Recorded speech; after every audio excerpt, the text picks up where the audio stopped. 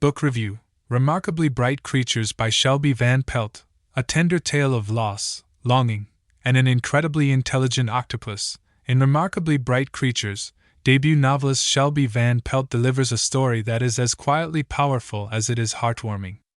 At first glance, it may appear to be a simple story about a lonely woman and a clever animal, but beneath the surface swims a deeper exploration of grief, connection, and the surprising ways life has of tying disparate lives together.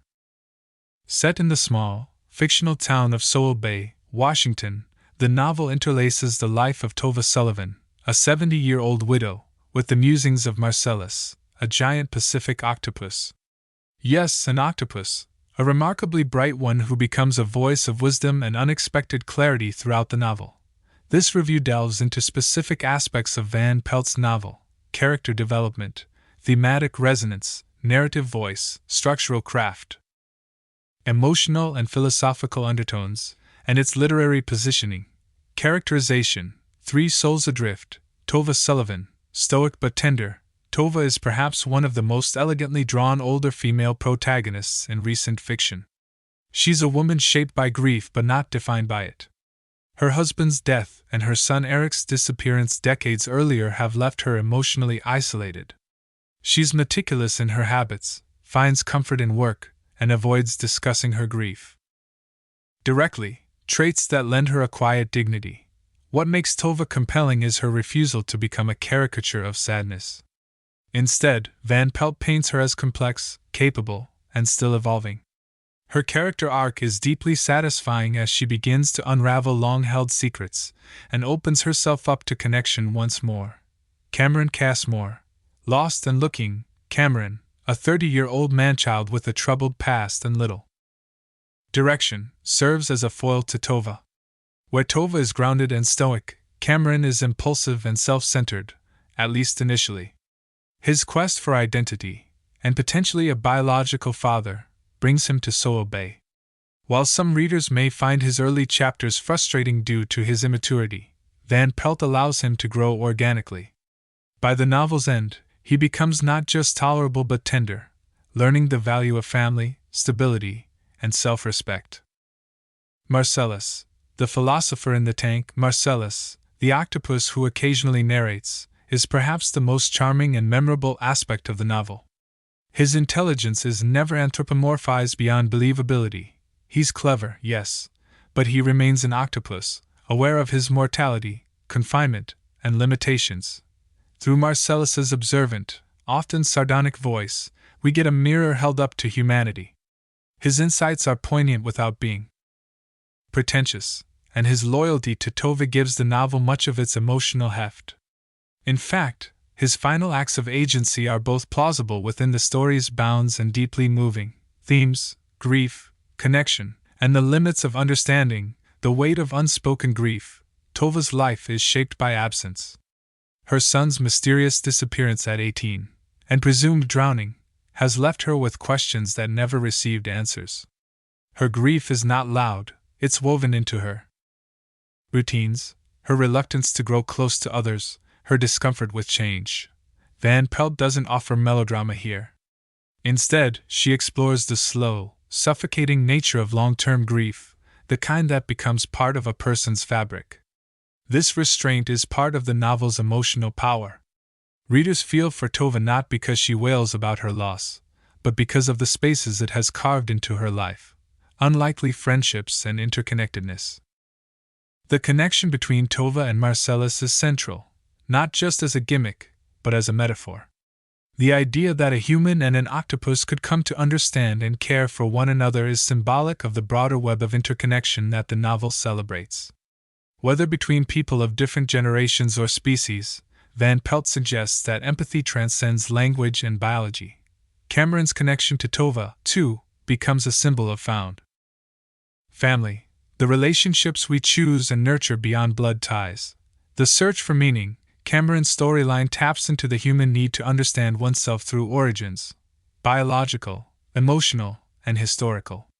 His search for his father becomes a search for a sense of self-worth. For Tova, solving the mystery of Eric's fate is not about blame or closure in a traditional sense, but about reclaiming agency over a story she thought had ended. Structure and narrative technique. Van Pelt structures the novel with alternating points of view, primarily between Tova, Cameron, and Marcellus. These shifts are fluid and purposeful. Each voice is distinct.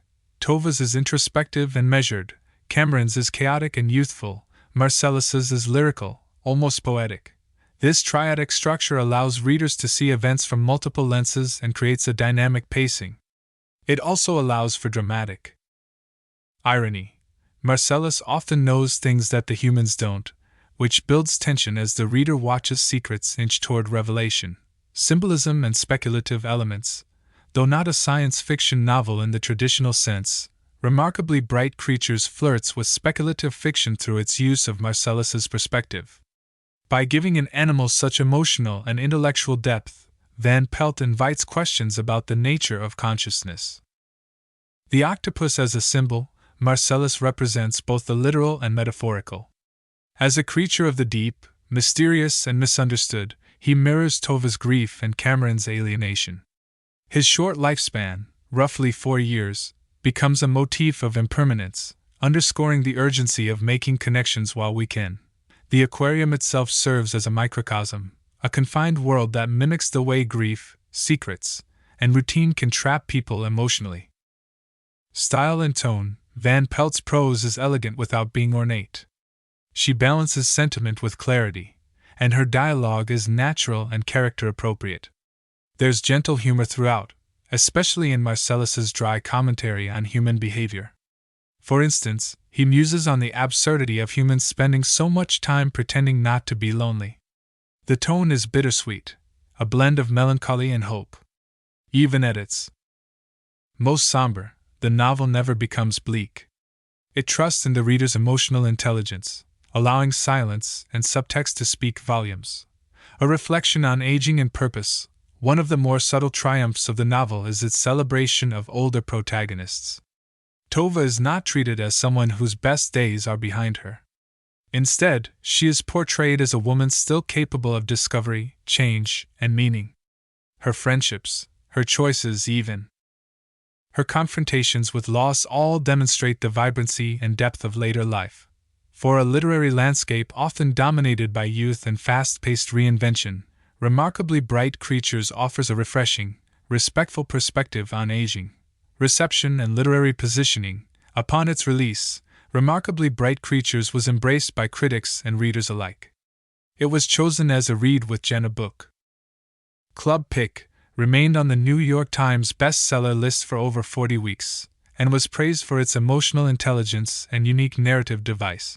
It is now being adapted into a Netflix feature film, with Sally Field attached to play Tova, further testament to the novel's resonance. Though not formally part of the science fiction canon, it sits comfortably alongside speculative, cross-genre novels like The Art of Racing in the Rain by Garth Stein, The Overstory by Richard Powers, The Life of Pi by Jan Martel, The Traveling Cat Chronicles by Hiro Arikawa. Each of these uses a non-human perspective to explore what it means to be human. Final thoughts. A quiet masterpiece, Remarkably Bright Creatures is a rare kind of book, one that sneaks up on you emotionally, inviting you to laugh, cry, and reflect in equal measure. Its heart lies in the quiet spaces between words, in the restrained beauty of its prose, and in the honesty of its characters' journeys. For science fiction fans, the appeal may lie not in technology or distant planets, but in the novel's speculative spirit, the willingness to imagine intelligence, connection, and emotion in places we don't always look. In the end, the novel affirms something simple yet profound, that kindness, curiosity, and love are remarkably bright forces in a world that too often dims them.